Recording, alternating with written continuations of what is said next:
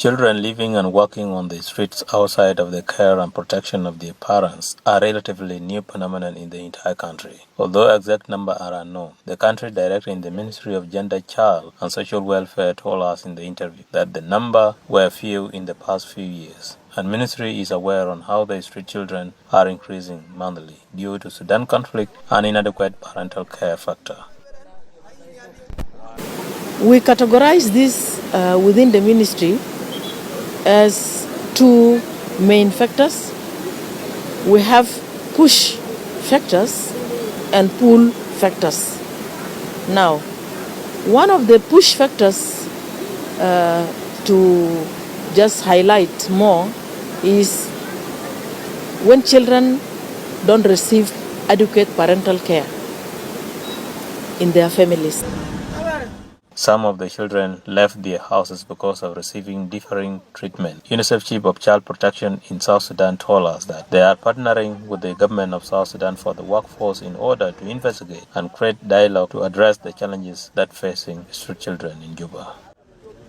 Our job, working for UNICEF and working with the government of South Sudan, is to try and understand the particular circumstances of every single child there and try to support that child to find themselves in a more harmonious and less dangerous situation, and try to identify, where are their families, what has been the breakdown that has led to that child leaving their family, and can there be a resolution, can there be some mediation done so that child can get home.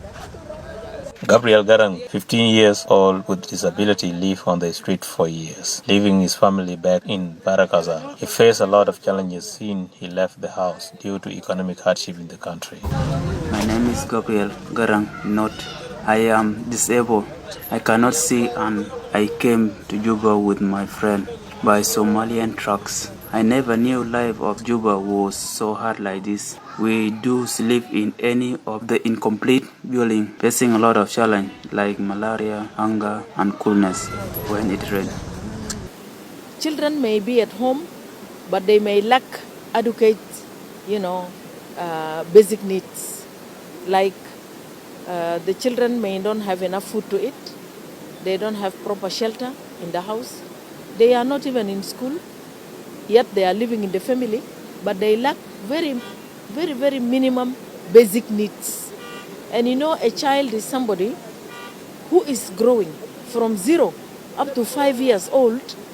This is a very critical period where children must be very, very well looked after by their parents or whoever is taking care, guardians, so to say. Why? Because this is the moment where a child is growing, both mentally and physically.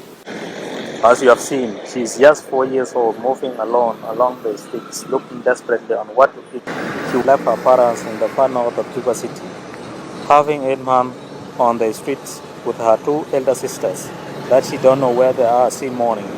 Each single child on the street has a different story, and part of our work is to promote the listening. We need to listen to those children. We need to find a way to allow those children to open up, and then we can address the challenges that child has.